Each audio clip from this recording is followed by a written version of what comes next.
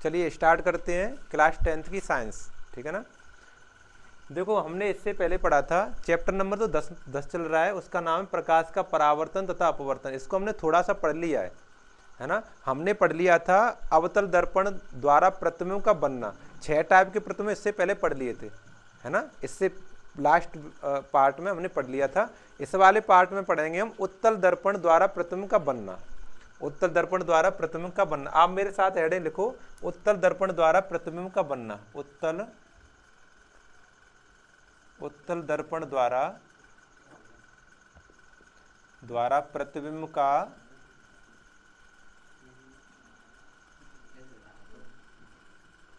का बनना, ठीक है ना। उत्तल दर्पण द्वारा प्रतिबिंब का बनना। देखो इससे बहुत सारे प्रतिबिंब नहीं बनते, क्यों? एक जैसे प्रतिबिंब बनते, इसलिए मैं 1-2 बना के दिखाता हूं बस। पहला नंबर बता रहा हूं। पहला देखो, जब वस्तु या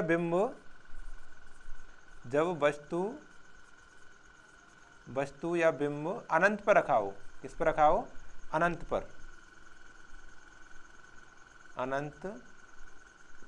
पर रखा हो, ठीक है ना। जब वस्तु या बिंब कहाँ रखा हो? अनंत पर रखा हो, ठीक है। तो प्रतिबिंब कहाँ बनेगा? तो पहले हम अब उत्तल दर्पण बनाना पड़ेगा, तो पहले उत्तल दर्पण बनाएंगे। ऐसे देखो उत्तल दर्पण बना लिया, ठीक है। इसमें देखो मुख्य अक्ष बनाएंगे, ऐसे मुख्य अक्ष बना लिए। ये इसका ध्रुव है, ठीक है। यहाँ पे इसका इधर देखो इसका वक्रता केंद्र है, और यहाँ पे कहीं फोकस आएगा, यहाँ कहीं फोकस आएगा, है ना। यहाँ पे कहीं फोकस आ जाएगा, ठीक है। चलो इसको और थोड़ा सा बड़ा कर ले रहे हैं इस तरह से, ठीक है ना। चलो देखो ध्यान से देखो, वस्तु को कहाँ रखना है? हमें अनंत पर रखना है, तो वस्तु को हमने यहाँ रख दिया अनंत पर, बहुत दूर। इसको हमने यहाँ रख दिया, तो हमारा पहला नियम कहता है, इसको मैंने पॉलिश नहीं किया, आप लोग पॉलिश कर लिया करो यार, पूछते हो कारण में। ये पॉलिश कर दी लो, ठीक है ना। ठीक, यहाँ पे वक्रता केंद्र भी बना दे रहा हूँ, यहाँ पे 2 वक्रता केंद्र बना दिया मैंने, ठीक।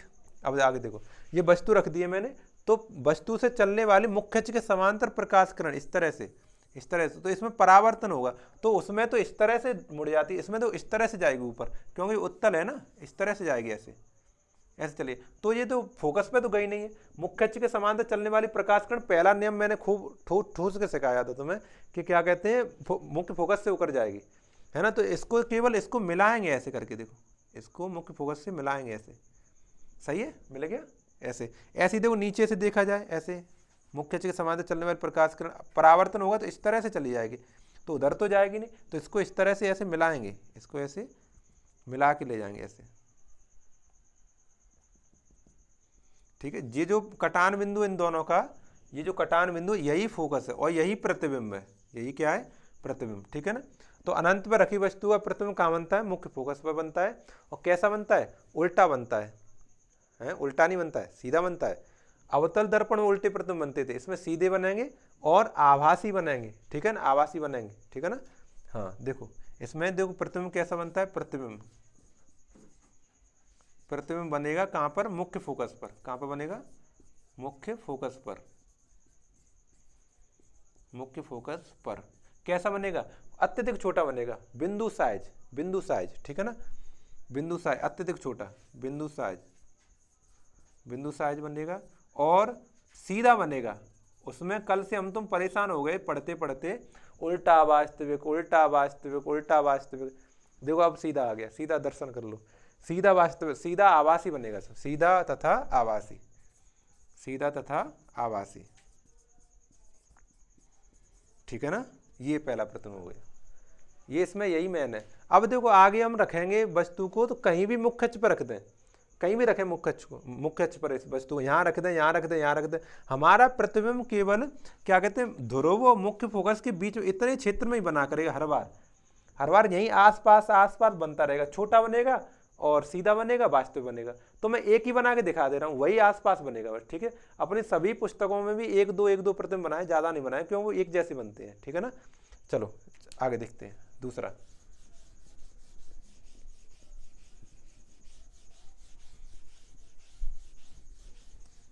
देखो दूसरा हम चेंज कर रहे हैं, जब वस्तु या बिंब कहाँ पर रखा हो, हमारा रखा हो सी के परे नहीं कहेंगे, मुख्य अक्ष पर रखा हो। जब वस्तु या बिंब मुख्य अक्ष पर रखा हो, मुख्य अक्ष पर रखा हो, मुख्य अक्ष पर कहीं भी रखा हो, मैं बना रहा हूं प्रतिबिंब उसी के आसपास बनेगा, कहीं दूर नहीं बनेगा। ठीक है, दो मैं बनाता हूं, ये हमारा ध्रुव है। ठीक है, और यहाँ पे कहीं वक्रता केंद्र है, मान लिया यहाँ पे कोई वक्रता केंद्र है, यहाँ पे कोई ध्रुव वो के फोकस है ना। तो वस्तु को हमने यहाँ रख दिया, मान लिया ये वस्तु को रख दिया। ठीक है ना, तो पहला नियम लगेगा, पहला नियम लगेगा मुख्य अक्ष के समांतर जाएगी प्रकाश किरण, इस तरह से समांतर गई, परावर्तन होगा तो वापस चली जाएगी, ऐसे इस तरह से वापस चली जाएगी। तो जब वापस चली जाती है तो किस पे जाती है, इसको मिलाते हैं तो मुख्य फोकस पे मिलती है, मुख्य फोकस पे ही तो मिलती है, इस तरह से मिलती है, देखो। ठीक है ना, मुख्य फोकस में मिल गई। तीसरा नियम और समझो, तीसरा नियम ये था, अगर वक्रता केंद्र से होकर जाने वाली प्रकाश किरण वक्रता केंद्र से परावर्तन के बाद उसी मार्ग पर वापस आ जाती है, तो अगर इसको हम वक्रता केंद्र पे ले जाएं इस तरह से, इस तरह से, ऐसे ऐसे ऐसे ऐसे ऐसे ऐसे, देखो। ठीक है ना, तो ये जो कटान बिंदु, ये कटान बिंदु, ये प्रतिबिंब है इसका। ए बी कोई वस्तु थी तो उसका ए डैश बी डैश क्या बना है, प्रतिबिंब बना है, और कैसा दिख रहा है तुम्हें, सीधा दिख रहा है। और लेकिन उधर देखो पॉलिश है तो उधर प्रकाश वास्तव में तो जाएगा नहीं, उधर पॉलिश है तो प्रकाश वास्तव में तो उधर जाएगा नहीं, केवल आभासी रूप से जाए, कल्पना कर सकते हैं, तो आभासी बनेगा प्रतिबिंब। तो क्या कहेंगे, प्रतिबिंब ध्रुव तथा मुख्य फोकस के बीच बनेगा। ठीक है ना, छोटा बनेगा और सीधा और आभासी बनेगा।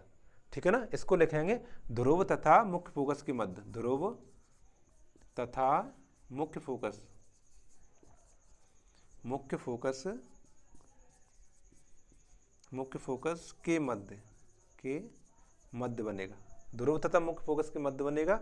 और कैसा बनेगा, छोटा बनेगा, छोटा होता है ना, छोटा, और सीधा बनेगा, सीधा, और तथा वास्तविक सॉरी आभासी बनेगा,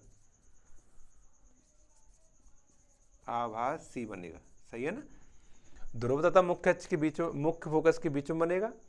ठीक है, और छोटा बनेगा, सीधा बनेगा, आभासी बनेगा। ठीक है, यही दो प्रकार के हम उत्तल दर्पण में प्रतिबिंब पढ़ेंगे, ज्यादा नहीं पढ़ेंगे। अब देखो समझ लो, पर अगर मैं वस्तु को यहाँ रखूंगा तो थोड़ा सा इधर आ जाएगा प्रतिबिंब, और इधर रख दूंगा थोड़ा सा इधर पहुंच जाएगा प्रतिबिंब, थोड़ा इधर एक एक सूत्र का अंतर आता जाएगा, ज्यादा अंतर नहीं आएगा, इसलिए हम एक ही प्रतिबिंब पढ़ेंगे इसको। ठीक है, इस तरह से समझ में आ गया।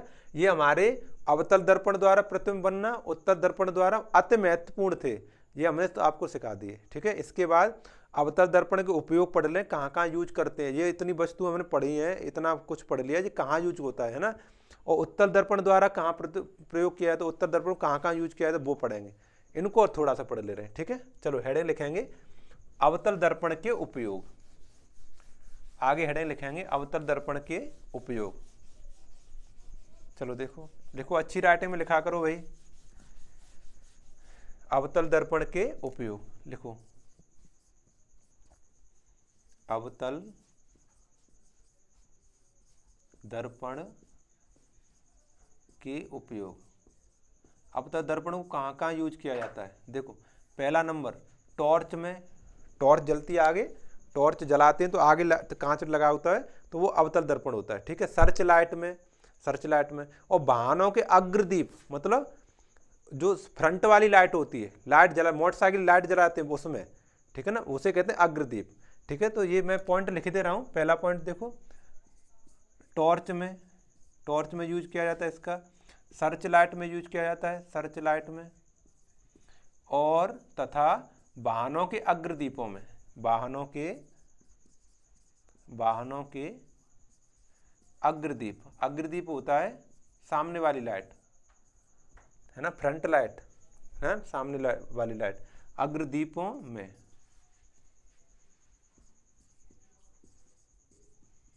ठीक है, इसका उपयोग किया जाता है।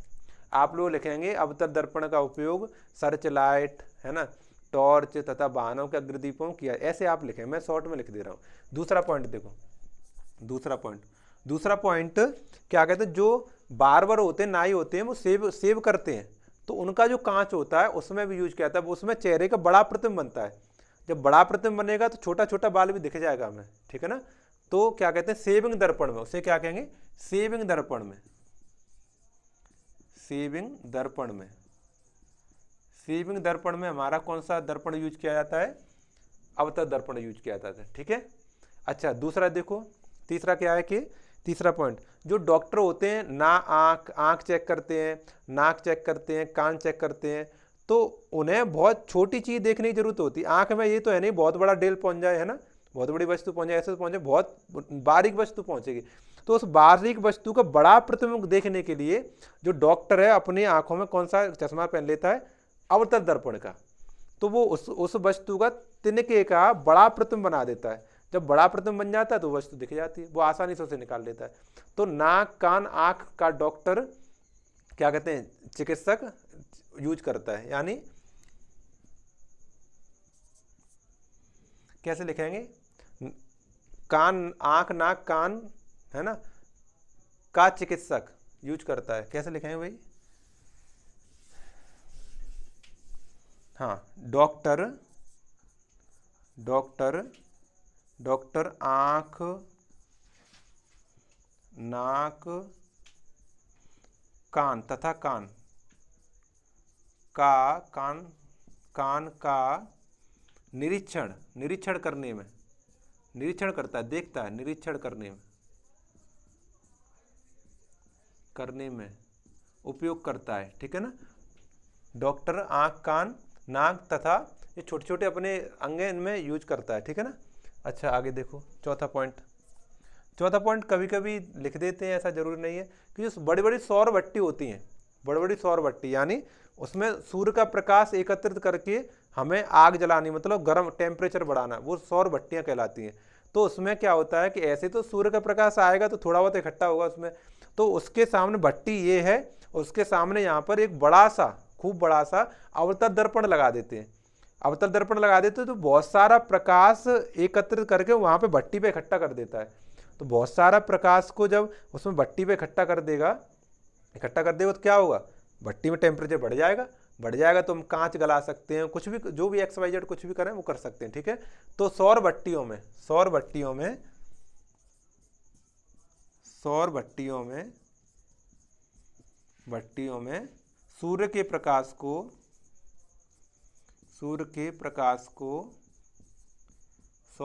सूर्य के प्रकाश को एक बिंदु पर एकत्रित करने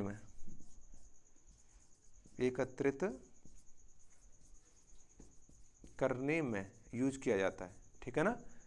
आगे बात समझ, 3-4 मैंने पॉइंट लिख दिए, आप 1-2 पॉइंट याद कर लो, ज़्यादा नहीं है। 1-2 पॉइंट पूछे, 2 उपयोग लिखो, एक उपयोग लिखो। ठीक है ना।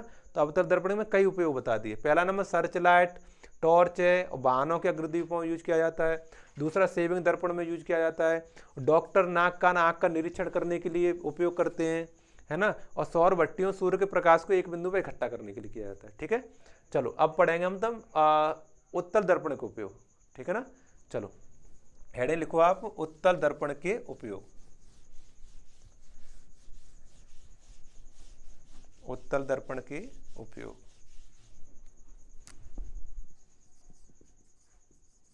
उत्तल दर्पण के उपयोग।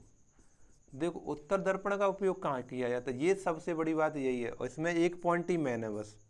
उत्तल दर्पण का उपयोग किया जाता है वाहनों के पश्च गिलास में, साइड गिलास में। जैसे मोटरसाइकिल चलाते हैं तो मोटरसाइकिल में गिलास लगा होता है इस तरह से, तो उसमें जो दर्पण है वो दर्पण है उत्तल दर्पण। क्यों, ऐसा क्यों होता है? क्यों, पहला कारण तो ये है कि उत्तल दर्पण हमेशा सीधा प्रतिबिंब बनाता है। हमने 2 प्रतिबिंब पढ़े थे, दोनों सीधे थे, सीधा प्रतिबिंब बनाता है। दूसरा कारण ये वो छोटा प्रतिबिंब बनाता है। जब हमारा छोटा सा गिलास है इतना सा, उसमें छोटे छोटे प्रतिबिंब बनाए तो पीछे वाला बहुत सारा बड़ा हिस्सा दिखाई दे जाएगा, है ना। छोटा सा गिलास है, छोटा सा दर्पण है अपना, और लेकिन उसमें छोटी छोटी वस्तु दिखाई देंगी तो उसमें बहुत सारी वस्तु पीछे वाली दिखाई जाए, यानी बगल पीछे का बहुत बड़ा क्षेत्र देखने के लिए हम यूज करते हैं। यानी वाहनों में पश्च गिलास में, वाहनों के पश्च गिलास, पश्च मतलब साइड गिलास, बगल में लगता है, पीछे देखने के लिए यूज होता है। पश्च दर्पण यानी साइड गिलास, साइड गिलास। ठीक है, में, ठीक है ना।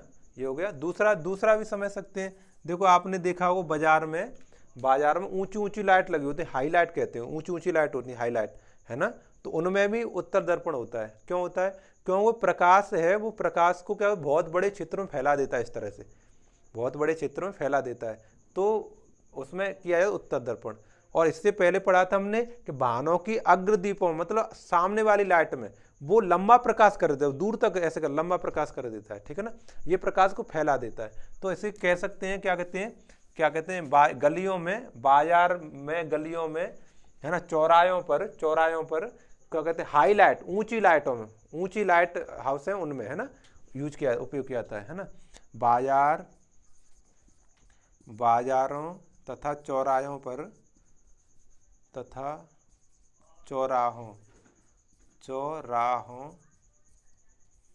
पर ऊंची लाइट लगी, ऊंची